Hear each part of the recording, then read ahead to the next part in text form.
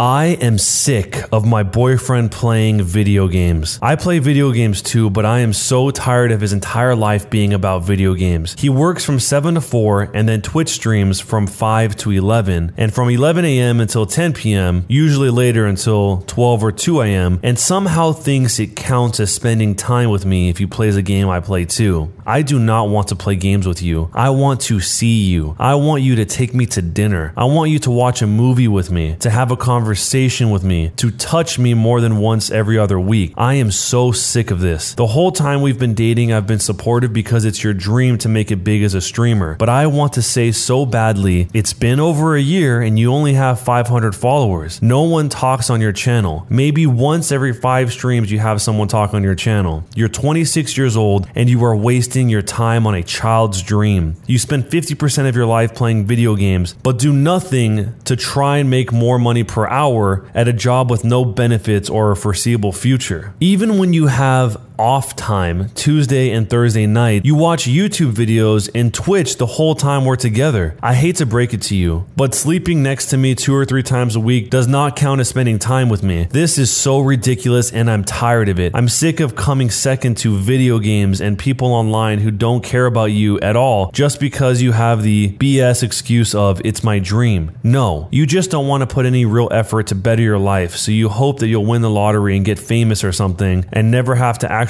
work for your money. Well, I hate to break it to you, but that takes work too. Which is why you'll never make it, because you think putting a bunch of hours in is how you'll get followers. Nah, you actually have to do work and actually have to be good at it instead of just sitting there with a blank expression, expecting people to literally just watch you play a game. Maybe I'm just controlling, but seriously, screw this. Am I the jerk? Am I the jerk for yelling at my parents that their polyamory screwed up my childhood?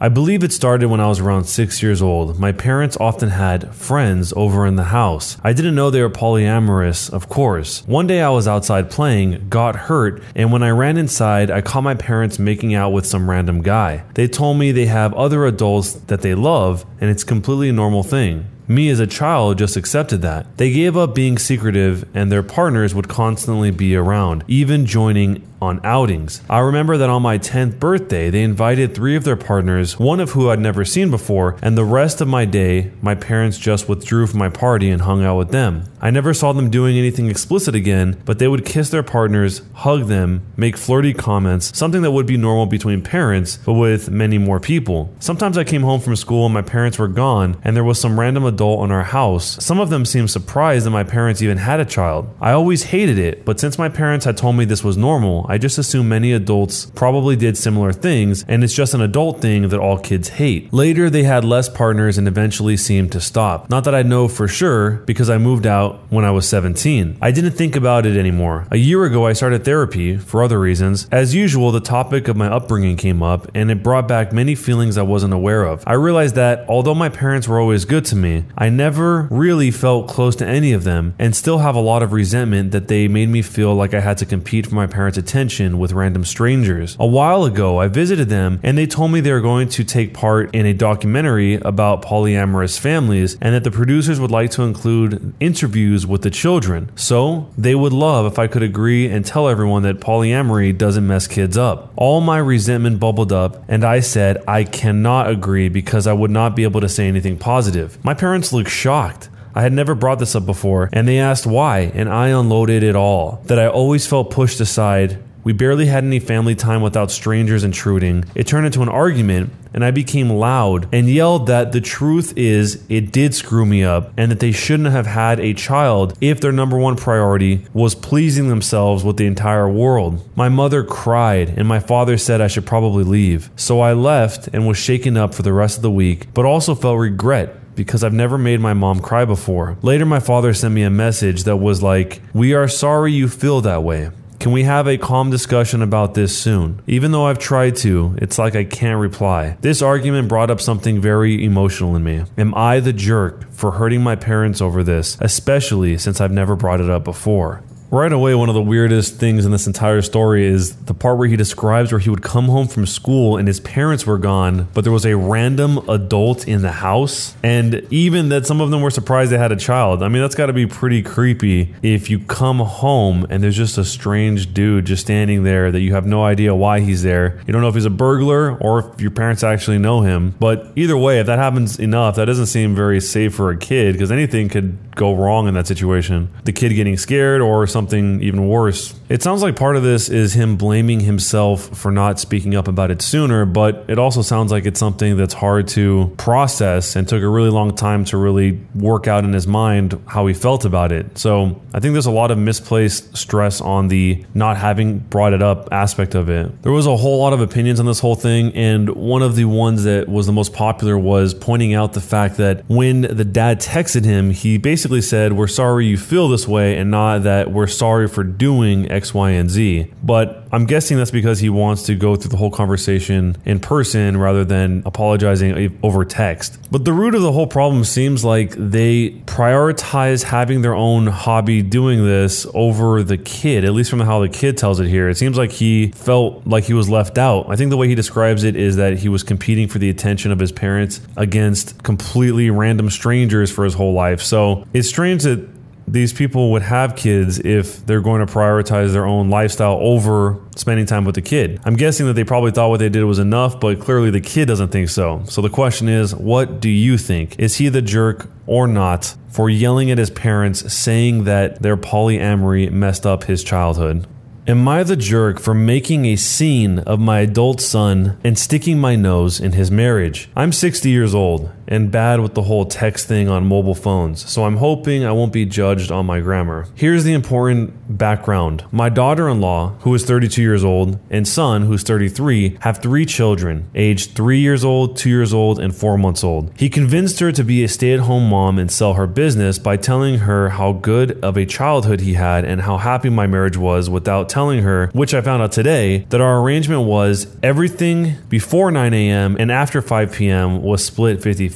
Sunday was my day off, and I was brought out twice a week. On to the story. On my last visit, I noticed my daughter-in-law was struggling mentally. So I, my sister, who's 55, and her girlfriend, who's 53, pulled our money together and paid for a spa weekend for them while we'd babysit the kids for her birthday last weekend. I was prepared on Thursday evening for the kids to arrive when my daughter-in-law rang me, holding back tears, saying they won't be going because my son's friend came to town, and he said he wanted to spend the weekend with his friend catching up. I pressed her a little, and I'm talking a little bit about her situation. She came clean about him doing no chores, no date nights, and her basically doing all the childcare because, quote, that's what stay-at-home moms do. I was honestly disgusted. I convinced her to drop me off the kids and bring a friend to the spa. I even dipped into my savings to give her 500 euros to buy herself something nice. When she dropped off the kids, I begged her to tell me where her son was, and after 5 minutes, she told me the bar. She left for the spa while I left for the bar. She knew I was going there and knew my sister/sister-in-law were taking care of the kids. Here's where I might be the jerk. When I went to the bar where he and his friends were, I sat down next to the group and asked my son, did I fail you as a mother, or was it your father? Because we both thought your partner comes before your silly drunk friends. Long story short, I humiliated him and got myself banned from the bar. My daughter-in-law says she will be taking the kids to her parents when she gets back tomorrow, and my son is calling me a jerk for humiliating him/sticking my nose in his marriage. Maybe I should have stayed out. I don't know. Am I the jerk? In this case, it sounds like the mother did what she thought needed to be done. Maybe she could have talked to him in private, or maybe this is the only way it could have got through to him, but it sounds like a lot of it was in the heat of the moment. She was really frustrated when she heard that his wife was going through all of this, and she probably felt a little embarrassed because that's not how she wanted to be perceived as having raised her son. So, do you think that she went too far in humiliating him in the bar, or was she not the jerk here? Let me know what you guys think and what you would do. Am I the jerk for kicking my cousin off of my sister's wedding Zoom call? I'm a 27-year-old male. My older sister, a 30-year-old, and her fiance, a 31-year-old male, were planning for over a year for their wedding to be this month. Obviously, they can't have the wedding as planned, but they would still like to get married, so they decided on a Zoom wedding where all of my family and friends would just call in to watch the officiant, my sister and her fiance. My sister didn't want to be in charge of hosting the Zoom call because she thought it would stress her out, so she asked me to, and I gladly accepted. She and her fiance decided to invite everyone they originally wanted to, and it was a very big list. When we were going over the list, my sister mentioned to me that she wanted everyone else to be muted for the majority of the wedding as she was worried that others would talk over her and her fiance and, quote, overshadow them on their big day that was already scaled down. However, her and her fiance said that I should unmute everyone at one point so everyone could talk and have a nice time with each other. Fast forward to the day of the wedding, everyone is muted during the ceremony, which goes great.